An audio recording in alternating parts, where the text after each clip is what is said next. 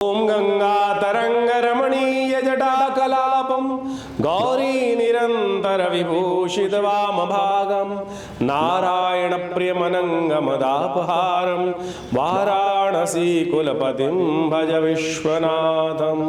ओम त्र्यंबकं यजामहे सुगंधिं पुष्टिवर्धनम उर्वारुकमिव बंधनान् मृत्योर्मुक्षीयमामृतात्। नमस्कार, मैं आचार्य डॉक्टर विक्रमादित्य आपके साथ हूँ और सिंह राशि वालों के लिए ग्रह नक्षत्रों का योग किस प्रकार का बन रहा है ये आपको जानना चाहिए। अगस्त के मध्यकाल में सिंह राशि वालों के लिए सबसे महत्वपूर्ण योग जो है सूर्य परिवर्तन करने का योग बनाएंगे अगस्त के मध्यकाल में।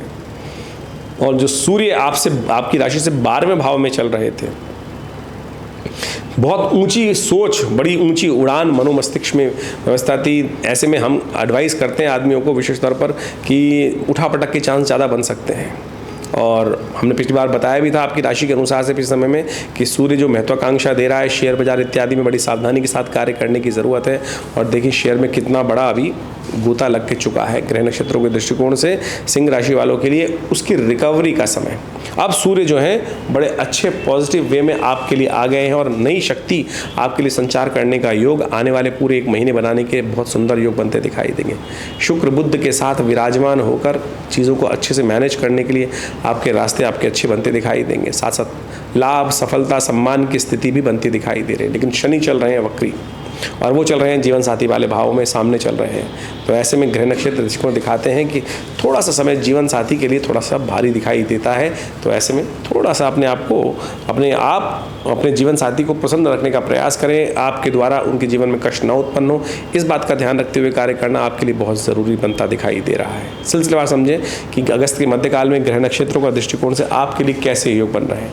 यदि हम 11 तारीख से बात करें, रविवार का दिवस पड़ रहा है, सप्तमी तिथि है उस दिन।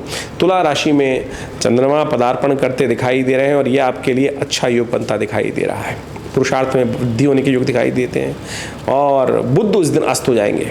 बुध का अस्त होना ये थोड़ा सा कष्टमय है। चीज़ों को मैनेज करने में थोड़े से अगले दिन से आपको दिक्कत आने के योग बन सकते हैं। जो चीज़ें आपको लग रहा था कि आपके हाथ में है, वो थोड़ी सी आपके हाथ से बाहर जाती दिखाई देगी। देखिए तुला राशि में चंद्रमा चल रहे हैं और सावन का महीना चल रहा है। तो ऐसे में शिव का सुंदर पूजन करें, ये आपके लिए समस्त मनोरथों को सिद्ध करने का अवसर आपको प्राप्त होगा। बहुत सुंदर योग बनता दिखाई देगा आपके लिए। तो आपको अवश्य आगे बढ़ने का प्रयास करना चाहिए, सुंदर तरीके से ग्रह नक्षत्रों का लाभ लेने का प्रयास करना चाहिए। 12 तारीख की हम बात करें, सोमवार का अवसर, सप्तमी तिथि थोड़ी देर के लिए विद्यमान है, उसके बाद अष्टमी का योग बन जाएगा। सावन का चौथा सोमवार का सुंदर अवसर पड़ रहा है और दुर्गा अष्टमी के साथ में योग पड़ रहा है। तो भगवान शिव को प्रसन्न करने का बड़ा सुंदर अवसर है। ग्रह नक्षत्रों के दृष्टिकोण से ग्रह भी दिखा रहे हैं कि शिव की आराधना आपकी मनोरथ सिद्ध कर सकती है। ग्रह नक्षत्र के इस वक्त आपकी राशि के अनुसार से योग बन रहा है सिंह राशि वालों कि शिव की आराधना आपके भाग्य को जगाने वाली होगी। तो इन 2-3 दिनों में अवश्य नित्यपति और ऐसे में योग भी बन गया है बहुत सुंदर। सोमवार सावन का चतुर्थ सोमवार बन रहा है। तो ऐसे में तिथियों खाली मत छोड़िएगा, जितना हो सके भगवान का स्तवन अवश्य करने का प्रयास करें। ये आपके लिए बहुत अच्छा है। ग्रह नक्षत्रों के शुभ अशुभ योग एक तरफ, भगवान की आराधना एक तरफ। कैसे ही अशुभ योग हो, भगवान की आराधना से समस्त प्रकार के शुभ योग बन जाते हैं। देखिए भद्रा का योग है, नए कार्यों का आरंभ मत कीजिएगा इस दिन, नए प्रोजेक्ट हाथ में मत लीजिएगा। सुबह 7:55 से लेकर रात्रि में 8:45 बजे तक ये योग है। तो थोड़ा ध्यान रखते हुए कार्य करना चाहिए। भद्रा में कहा गया है कि नए प्रोजेक्ट, नए काम नहीं आरंभ करने चाहिए, नहीं तो फिर भद्रा दोष लगता है और फिर जब भी वो कार्य कहीं ना कहीं बहुत झटका दे सकता है। तो इस बात का ध्यान रखते हुए कार्य करें तो अच्छा है। और हम विवेकानंद योगाश्रम में भी लगातार रुद्राभिषेक चल ही रहा है सावन में, और सावन के सोमवारों पर विशेष कार्यक्रम रखा गया है। आप भी इसमें सम्मिलित हो सकते हैं। सुंदर तरीके से अवश्य भगवान को मनोरथ प्रसन्न करने के लिए रुद्राभिषेक अवश्य सावन में करें। कम से कम सोमवार के सोमवार तो आप अवश्य करें। 2 सोमवार रह गए हैं तो उसमें आप सम्मिलित हो सकते हैं। हमारे आश्रम पे तो जो कार्यक्रम चल रहा है उसकी सूचना हम आपको देते ही रहते हैं, अवश्य उसमें सम्मिलित हो सकते हैं, अपने नाम से करा सकते हैं। 13 तारीख मंगलवार का अवसर, अष्टमी तिथि विद्यमान है। वृश्चिक में चंद्रमा का पदार्पण होने का योग बन रहा है। बृहस्पति के साथ सुंदर संबंध। चंद्रमा कमजोर है लेकिन बृहस्पति के सम्मुख आके तो शक्ति संपन्न हो जाते हैं। नीच के होने के बावजूद भी अच्छी शक्ति संपन्न हो जाएंगे। कहीं ना कहीं लाभ के योग आपकी राशि में बनते दिखाई दे रहे हैं। पुरुषार्थ को बढ़ाएं, थोड़ा पुरुषार्थ करने का प्रयास करें तो आपके लिए अच्छा रहेगा। बस जिद ना करें, इस बात का ध्यान रखें, अननेसेसरी की जिद।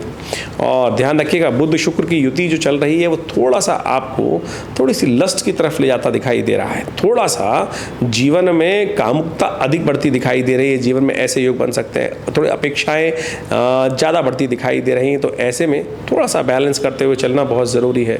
बुध इन दिनों अस्त चल रहे हैं, तो बुध को उपाय करने का आपको प्रयास करना चाहिए। गाय को पालक खिलाएं, ये बड़ा अच्छा उपाय है। हरी चीज़ जैसे मूंग की दाल को भिगोकर, साबुत मूंग को भिगो के भी गाय को दे सकते हैं, ये भी अच्छा रहेगा।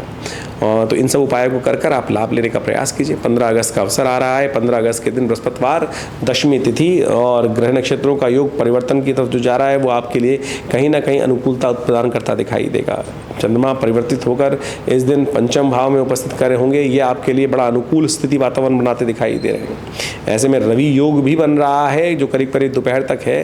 तो विशेष तौर पर सोशल थोड़ा एक्टिव होने का आपको प्रयास करना चाहिए। आपके वर्चस्व में बढ़ने के योग बन सकते हैं। महत्वाकांक्षा जो आपके अंदर है उसको पूर्ण करने के लिए आपके वर्चस्व में इजाफा करने का योग विशेष तौर पर ग्रह नक्षत्र बनाते दिखाई देंगे।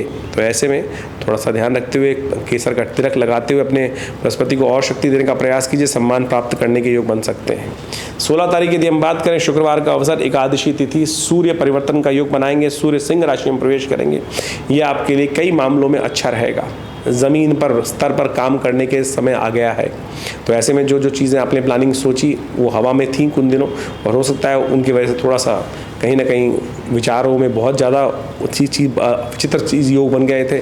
ऐसे में उन सबको धरातल पर उतारने के लिए अब पुरुषार्थ सही दिशा में कर कार्य करने का दिन दिखाई देता है। उसका उपयोग करते हुए कार्य करना चाहिए आपसे। यदि 1 महीने तक सूर्य यहाँ रहेंगे, अपने घर में रहेंगे, आपकी राशि में रहेंगे, तो ऐसे में विशेष तौर पर नित्य प्रति भगवान सूर्य को अवश्य थोड़ा सा एक तांबे के लोटे में पीला पुष्प कनेर का डालकर, थोड़ी सी रूली डालकर ओम गणेश सूर्य आदित्याय नमः गायत्री का जप करते हुए भास्कराय नमः दिवाकराय नमः इस प्रकार से सूर्य को जल दीजिए। देखिए बहुत सुंदर आपके लिए लाभ की स्थिति बनने के योग बनते दिखाई देंगे आपको।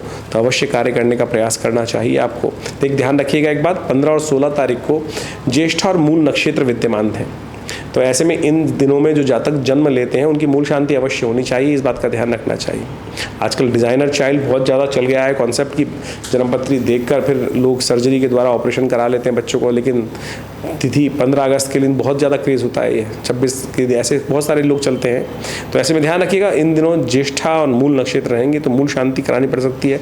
और इन नक्षत्रों में जन्म लिया जातक बच्चा परिवार के लिए, स्वयं के लिए भारी रहता है। तो ऐसा ध्यान रखते हुए कार्य करना चाहिए। 17 तारीख शनिवार का अवसर, द्वादशी तिथि विद्यमान है और साथ साथ शनि प्रदोष का सुंदर योग बन रहा है। ये शनि द्वादशी तिथि उदया और शाम के समय प्रदोष तिथि और अगले दिन सूर्योदय से पहले त्रयोदशी तिथि समाप्त हो जाएगी।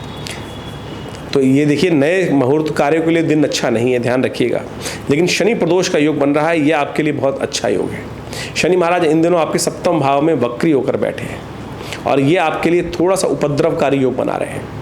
ऐसे में शनि का उपाय करना बहुत ज़रूरी है। नवंबर तक ये शनि यहीं बैठने वाले हैं वक्री स्थिति में, और ये आपके समस्त शुभ ग्रहों को होते हुए भी अननेसेसरी अपनी टोक लगा के रखेंगे। तो ऐसे में इस दिन सुंदर योग है, तो आप अवश्य इसका लाभ लेने का प्रयास करें।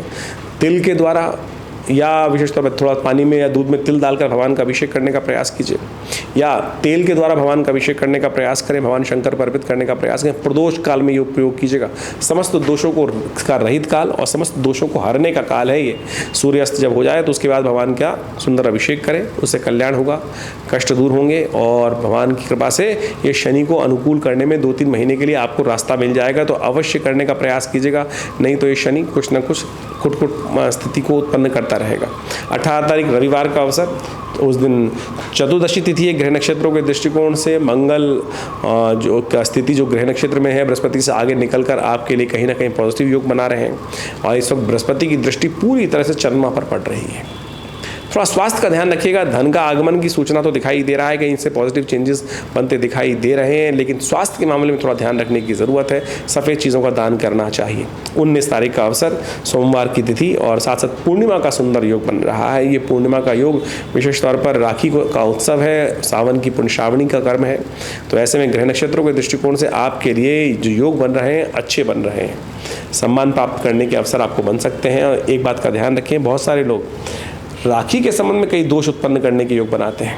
राखी का उत्सव एक परंपरागत त्यौहार है और भद्रा जो दिखी जाती है, इस दिन भद्रा का योग बन रहा है। करीब करीब दोपहर को 1:30 बजे तक भद्रा है। बहुत सारे लोग इस बात में फंसे रहते हैं कि राखी भद्रा में नहीं बांधनी चाहिए, शास्त्र के दृष्टिकोण से ऐसा निषेध नहीं है। श्रावणी के लिए भद्रा का दोष काल देखा जाता है, लेकिन राखी के लिए राखी एक परंपरागत त्यौहार है, रक्षा सूत्र बांधने के लिए भाई संकल्प का पर्व है, तो ऐसे में उस भद्रा का दोष श्रावणी के लिए माना जाता है। सप्तऋषि पूजन, उपाकर्म इत्यादि के लिए वो दिशा जाता है, जो शास्त्र कहता है कि जो श्रावणी और जो राखी का जो विशेष तौर पर जो पर्व है होली का, जो उस समय भद्रा का दोष लगता है, लेकिन राखी के क्षेत्र में श्रावणी कर्म में भद्रा का दोष नहीं देखना चाहिए। सत्यव्रत इस दिन है, ग्रह नक्षत्रों के दृष्टिकोण से आपके लिए समय उपयुक्त दिखाई देता है। ऐसे में भगवान सत्यनारायण का पूजन करें, और सावन का आखिरी सोमवार है, उत्सव के दिन में शिव को मत भूल जाइएगा।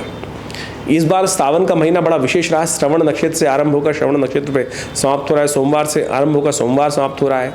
तो यदि कम से कम यदि सावन में नहीं कर पाए तो इस दिन अवश्य श्रद्धा के साथ भगवान का पूजन, रुद्राभिषेक अवश्य करने का प्रयास कीजिए। ये आपके लिए बड़ा कल्याणकारी योग रहेगा, इसका लाभ लेते हुए कार्य करने का प्रयास करना चाहिए। 20 तारीख का अवसर मंगलवार, और उस दिन भाद्रपद का मास आरंभ हो रहा है। बृहस्पति आगे अपनी गति बढ़ाते हुए मृगशिरा नक्षत्र के प्रथम चरण पर प्रवेश कर रहे हैं। ये आपके लिए अच्छे योग बना रहे हैं, लेकिन स्वास्थ्य का ध्यान रखने की ज़रूरत है थोड़ा सा। बृहस्पति इन दिनों अननेसेसरी थोड़ा सा अपने हृदय का ध्यान रखते हुए कार्य करें, अपने ब्लड प्रेशर को मेंटेन करते हुए कार्य करें, अननेसेसरी एग्रेसिवनेस ना हो। सूर्य ज़्यादा बढ़ रहे हैं इस वक्त, अननेसेसरी एग्रेसिवनेस दे रहे हैं, तो ऐसे में महामृत्युंजय मंत्र का जप करना आपके लिए अच्छा रहेगा। तो सिलसिलेवार तरीके से ज्योतिष के दृष्टिकोण से तिथियों के हिसाब से आपके लिए ग्रहों का योगायोग क्या है वो आपने समझा। इसके अनुसार से इन सब चीज़ों को समझते हुए भी ज्योतिष के साथ साथ हमको ये भी समझना चाहिए बाकी ग्रहों के साथ साथ आपकी कुंडली में ग्रहों का योगायोग किस प्रकार का है। आपकी विशेष तौर पर ये समझें कि दशाएं, अंतर्दशाएं जो कि जिस प्रकार से चल रही हैं उनका भी महत्वपूर्ण प्रभाव रहता है, और उन सब चीज़ों को समझते हुए हमें उनके उपाय समय को ध्यान में रखते हुए करने का प्रयास करना चाहिए। जो राशि के अनुसार से कॉन्सेप्ट है वो विशेष तौर पर गोचर का बहुत प्रत्यक्ष प्रभाव है, क्योंकि आमतौर पे कई लोग विचित्र विडंबना उत्पन्न करने का प्रयास करते हैं कि गोचर का प्रभाव जो राशियों के अनुसार से ही आएगा। कई लोग इस बात को अपने आप को प्रेजेंट करने के लिए कि नहीं राशि का प्रभाव कुछ नहीं होता, राशि का प्रभाव ही है सब कुछ। गोचर का दृष्टिकोण देखेंगे किससे? गोचर का प्रभाव राशि के दृष्टिकोण से ही देखने को मिलेगा, लेकिन अब उसमें ये देखने की आवश्यकता होती है कि आपकी राशि या लग्न या कौन सी कुंडली का कौन सा ग्रह किस प्रकार से प्रभाव उत्पन्न करने का प्रयास कर रहा है, और कहाँ से उन सब चीज़ों को कैलकुलेट करने की ज़रूरत है। तो उसके लिए ज्योतिष को बहुत अच्छे से देखने, कुंडली को बहुत अच्छे से देखने की आवश्यकता है।